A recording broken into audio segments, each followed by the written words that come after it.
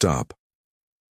When you think of Germany, a global power, an economic giant, do you picture an ancient, unified nation stretching back through the mists of time? Well, think again. The truth is, unlike its neighbors France or England, the country we know as Germany is a remarkably young creation.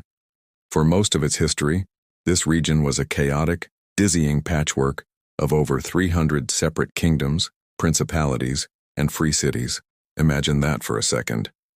One geographical area, people speaking the same language but ruled by hundreds of tiny competing kings and dukes. It was a mess. So how did this fragmented, confusing land finally forge itself into a single, formidable nation? How did it go from a geographical expression to a global force? This is the epic, violent, and surprisingly modern story of how Germany was born. Now, to understand the birth of modern Germany, we have to first look at a death, the death of the Holy Roman Empire. For 1,000 years, this empire acted as a sort of loose, sprawling umbrella for all those German states. It wasn't really holy, it wasn't Roman, and it wasn't much of an empire by the end. By the early 1800s, Napoleon Bonaparte and his French armies marched across Europe and essentially stamped it out of existence. Napoleon saw it as an archaic relic, and in his quest to reshape the continent, he swept it away. This act, ironically, was the first spark of German unity. By destroying the old, dusty structure, Napoleon unintentionally cleared the board. When the dust settled, the 300-plus states had been consolidated into a much more manageable collection of just a few dozen, dominated by two fierce rivals, the massive traditional Austrian Empire and the rapidly industrializing, ambitious Kingdom of Prussia. With the old empire gone, the stage was set for a showdown. For decades, German intellectuals, poets, and thinkers dreamed of Einheit, unity. They wrote songs about it, gave speeches about it, but they could never agree on how to achieve it, or more importantly, who should lead it. This central question created two competing visions for a future Germany. On one side, you had Austria, representing the old guard. It was a vast multi-ethnic empire, Catholic, and primarily focused on maintaining the traditional order and its own dominance. On the other side was Prussia. Prussia was different. It was almost entirely German, Protestant, and obsessively militaristic. It was modern, efficient, and forward-thinking. And most importantly, it had two things the Austrians lacked: burgeoning industrial power centered in its factories and coal mines, and a ruthless political genius named Otto von Bismarck. Enter the man of the hour. Bismarck was a Junker, a member of the Prussian landed nobility, and he was the ultimate political pragmatist. He was a master of what the Germans call realpolitik, a politics based on practical reality rather than lofty ideals. He had zero patience for debates and democratic votes. He famously declared that the great questions of the day would not be settled by speeches and majority decisions. That was the mistake of the past, but by iron and blood. When he became minister-president of Prussia in 1862, he didn't just have a job, he had a mission. He began to execute his master plan to unite Germany under Prussian leadership, and he knew that to get all those squabbling German states to fall in line, he couldn't just ask them nicely. He had to force them together by creating a common enemy and a common glorious victory. He needed war. Bismarck's strategy was as brilliant as it was brutal. He strategically orchestrated 3 short, decisive wars, each one a calculated step on the path to unification. It was like a game of continental chess, and Bismarck was a grandmaster. First came the Danish War in 1864. Prussia allied with its rival Austria to seize territories from Denmark. This not only bolstered nationalistic pride but also cleverly created a future point of conflict with Austria over how to manage the newly acquired lands. This set the stage for Step 2, the Austro-Prussian War of 1866.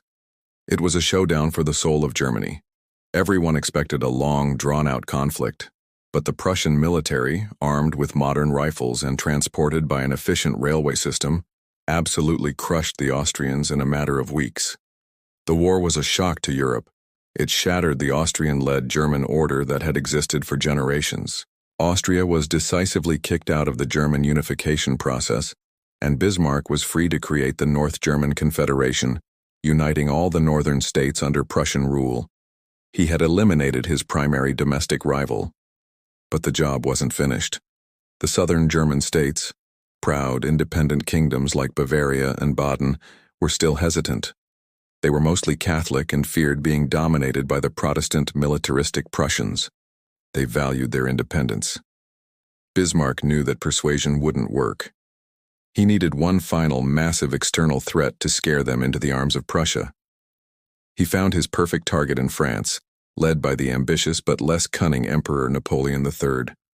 Bismarck, a master of manipulation, skillfully edited and released a telegram, the famous Ems dispatch, making it seem as though the Prussian king had insulted the French ambassador. French honor was inflamed, national pride was on the line, and just as Bismarck predicted, France foolishly declared war on Prussia in 1870. By provoking the war, Bismarck brilliantly painted Prussia as the victim, the defender of German honor against French aggression. The resulting Franco-Prussian War was another stunning, rapid Prussian victory. The German war machine rolled into France with devastating efficiency, and crucially, the southern German states, seeing France as the aggressor, rallied to the national cause and fought alongside Prussia. The shared experience of battle, the common enemy, the surge of patriotic fervor, it was the final, powerful glue that Bismarck needed. The victory was total, and now for the climax of this audacious campaign. It didn't happen in Berlin, the Prussian capital.